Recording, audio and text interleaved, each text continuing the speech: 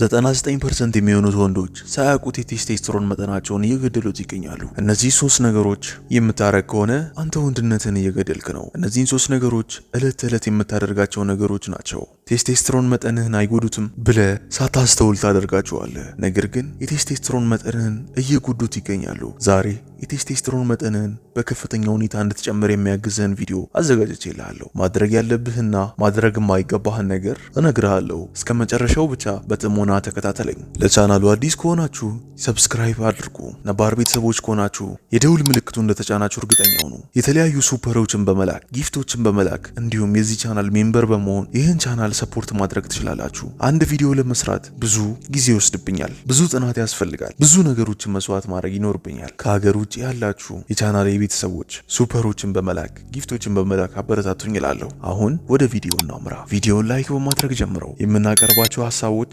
ከተመቻችሁ አሁኑኑ ኮሜንት ጋር ግቡና አንድ ቁጥር እንጻፉልኝ። አሁን ወደ ርዕሱ እናምራ።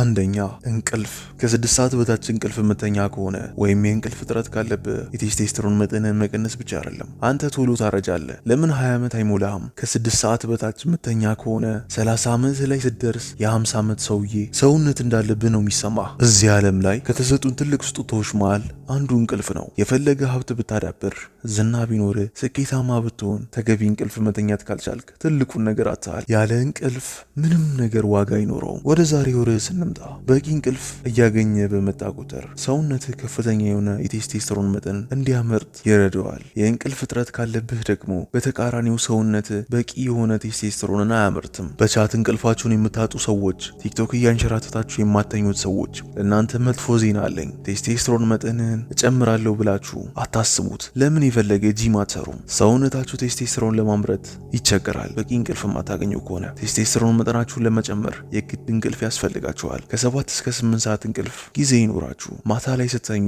ሁሉንም የኤሌክትሮኒክ ዲቫይሶች ናይት ሙድ አድርጉ። ጥቁር የሆነ መነጽርን ተጠቀሙ። ቢገኝ የብሉ ላይት ፊልተር፣ ካልሆነ ጥቁር መነጽርን ተጠቀሙ። ቶሎ እንቅልፋችሁ እንዲመጣ ይረዳችኋል። ማታ ላይ ሻወር ውሰዱ።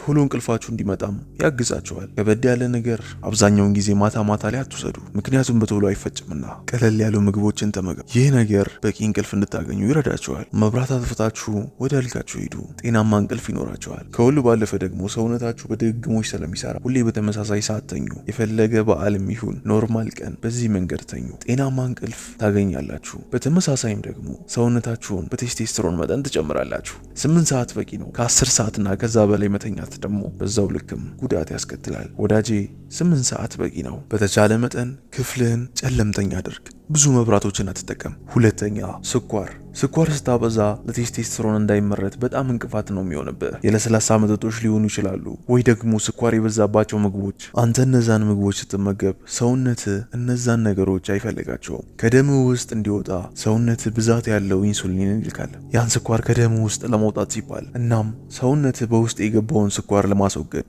ሲነሳ ሌሎች ነገሮችን ችላ ይላል። ኢንክሉድ የቴስቴስትሮን መመረቱ ይቀርና ሰውነት ከነዛ ስኳሮች ጋር መዋጋትን ይጀምራል። ጥናቶች እንደሚያመለክቱት ከሆነ ለስላሳ መጠጦችን ስትጠጣ በ25% የቴስቴስትሮን መጠንን ይቀንሰዋል። ክፋቱ ደግሞ እዚህ ጋር ነው። ቴስቴስትሮን አለመመረቱ ብቻ አይደለም፣ የሴት ሆርሞን የሆነው ኤስትሮጅንም እንዲመረት ምክንያት ይሆናል። ሴት ትሆናለህ፣ ወንድነትን ትገላለህ እያልኩ ነው። ሰውነትህ የሚቃወመው ከሆነ አንተ ለምን ትደግፈዋለህ? አንተ ለምን ትመገበዋለህ? ስኳር ነክ ነገሮችን ስፔሻሊ ለስላሳ መጠጦችን ለጤንነትህም ጥሩ አይደለም፣ ለቴስቴስትሮንህም ጥሩ አይደለም። ሶስተኛ፣ እንቅስቃሴ አለማድረግ። ለቢሮ ሰራተኞች መጥፎ ዜና አለኝ። አንድ ቦታ ላይ ለረጅም ሰዓት መቀመጥ ያለምንም ስትሬቺንግ፣ ያለምንም እንቅስቃሴ አንድ ቦታ ላይ መቀመጥ ለቴስቴስትሮናችሁ ጥሩ አይደለም። አትሊስት በየአንድ ሰዓቱ ልዩነት ስትሬች ልታደርጉ ይገባል። ምክንያቱም ቴስቴስትሮን እንቅስቃሴን ትፈልጋለችና። ስትሬች አድርጉ። በአንድ ሰዓት ልዩነት ፑሽአፕ ውረዱ። የቢሮ ሰራተኞች ብቻ አይደላችሁም። ቤት ውስጥ ተቀምጣችሁ የምትውሉ በአጭሩ ረጅም ሰዓት ለምትቀመጡ ሰዎች በሙሉ ልትንቀሳቀሱ ይገባል። አሁን ደግሞ ማድረግ ያለባችሁ ቀላል ነገሮችን ልንገራችሁ። የቴስቴስትሮን መጠናችሁን በጣም የሚጨምረውን ነገር አሁን ልንገራችሁ። አንደኛ፣ የጠዋት ፀሐይ። እርግጥ እንዲህ ስላችሁ እኛ እኮ ትላልቅ ሰዎች ነን፣ ህፃን አይደለንም እንደምትሉኝ አልጠራጠርም። ነገር ግን የጠዋት ፀሐይ ለቴስቴስትሮን መጠን በጣም አስፈላጊ ነገር ነው። በጣም አስፈላጊ ነገር ነው። ቫይታሚን ዲ እጅግ ወሳኝ ነገር ነው። በቀን ቢያንስ ለ15 ደቂቃና ከዛ በላይ ፀሐይ ሊነካችሁ የግድ ያስፈልጋል። በጠዋት ተነሱ፣ ወክ አድርጉ። ወደ ስራ፣ ወደ ትምህርት ቤት ፀሐይ እንዲነካችሁ ወክ እያረጋችሁ ሂዱ። ትምህርትም ስራም ባይኖራችሁ እንኳን ሁልጊዜ ጠዋት ተነስታችሁ ለ30 ለ40 ደቂቃ ወክ አድርጉ፣ ፀሐይ እንዲነካችሁ ብቻ። የፀሐይ ብርሃን ለቴስቴስትሮን መጠን መጨመር የመጀመሪያው መፍትሄ ነው። ቫይታሚን ዲ የግድ ያስፈልገናል ለቴስቴስትሮን መጠናችን። ሁለተኛ ስፖርት። ጂም መስራት በጣም አሪፍ ነገር ነው። ገብተህ ከባባድ ክብደቶችን ስታነሳ የቴስቴስትሮን መጠን በጣም ይጨምራል። ይበልጥ ደግሞ ከስፖርት ባለፈ የኮምባት ስፖርቶችን ብትሳተፍ ይበልጥ የቴስቴስትሮን መጠን ይጨምራል። ለምሳሌ ኪክ ቦክሲንግ፣ ሙታይ የመሳሰሉ ስፖርቶችን፣ የግጭት ስፖርቶች የምንላቸውን እነዚህ ስፖርቶች እያንዳንዷን የሰውነት ፓርት፣ እያንዳንዷን የሰውነት ክፍል ግብርን ይጠይቃሉ። ሁሉም የሰውነት ክፍሎች ይንቀሳቀሳሉ። ለዚህም የቴስቴስትሮን መጠን በጣም ይተኮሳል። እነዚህን ስፖርቶች የሚያዘወትሩ ሰዎች ላይ ካስተዋልክ ወንድነትን ታያለ። ይህ ስፖርት ፒውር የሆነ የቴስቴስትሮን መጠንን ይሰጣል። ቴስቴስትሮን መጠንን ይተኩሰዋል። ሶስተኛ ሲመን ሪቴንሽን፣ ዘርን አለማፍሰስ በዚጋ እንዲሁም በወሲብ አለማውጣት ለቴስቴስትሮን መጠን መጨመር ትልቅ አስተዋጽኦ አለው። እንዲህ ስታረግ ቴስቴስትሮን በጣም ይመረታል። ግን ሰዎች የሚሸወዱት እዚህ ጋር ነው። ዘርን አለማፍሰስ ብቻ ቴስቴስትሮንን እስከ ጥግ ድረስ የሚሰጣቸው ይመስላቸዋል። ይህ ስህተት ነው። ሲመን ሪቴንሽንን ስትጀምር እስከ 2 ሳምንት የቴስቴስትሮን መመረት ይጀምራል። ልክ ከ2 ሳምንት በኋላ መመረት ያቆማል፣ ስታክ ያደርጋል። ስለዚህ ቴስቴስትሮን መጠን መመረቱ እንዲቀጥል ከፈለግ የግድ ከፍተኛ ኤክሰርሳይዝ ያስፈልጋል። ልክ ቅድም ላይ እንደጠቀስ ነው እንደ ኪክ ቦክሲንግ፣ እንደ ሙታይ የመሳሰሉ የግጭት ስፖርቶች በጣም ያስፈልገዋል። እነዚህን ስፖርቶች ራሱ ባትሰራ ከባባድ ነገሮችን ማንሳት፣ ከባባድ ስፖርቶችን ማዘውተር አለብህ። ከፍተኛ ኪሎዎችን ማንሳት አለብህ፣ መጎተት አለብህ።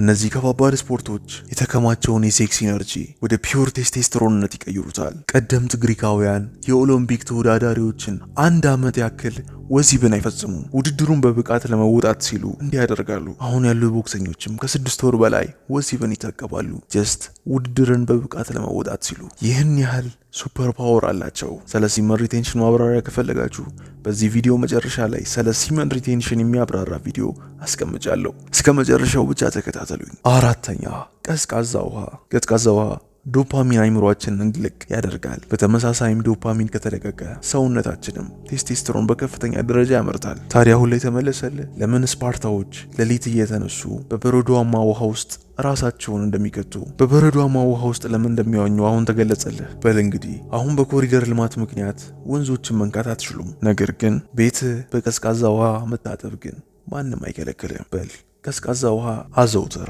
በቀዝቃዛ መታጠብ አዘውትር። አምስተኛ አመጋገብ። አውቃለሁ ሁላችንም ሽሮ ተመጋቢዎች ነን።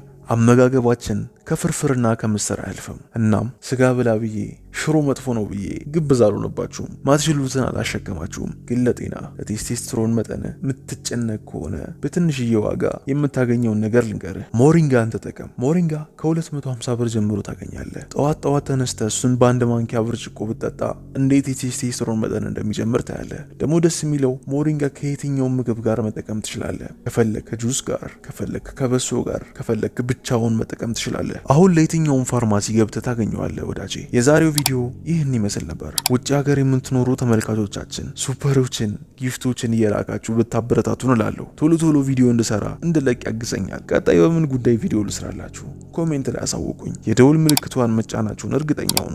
ቶሎ ቪዲዮ ስንለቅ ምልክት ያመጣላችኋል። አዘጋጅና አቅራቢ ታናሹ እስክንድር ነበር። ይህ ሀበሻን አሰላው። ምንጊዜም ቢሆን እውነት እና ምክንያታዊነት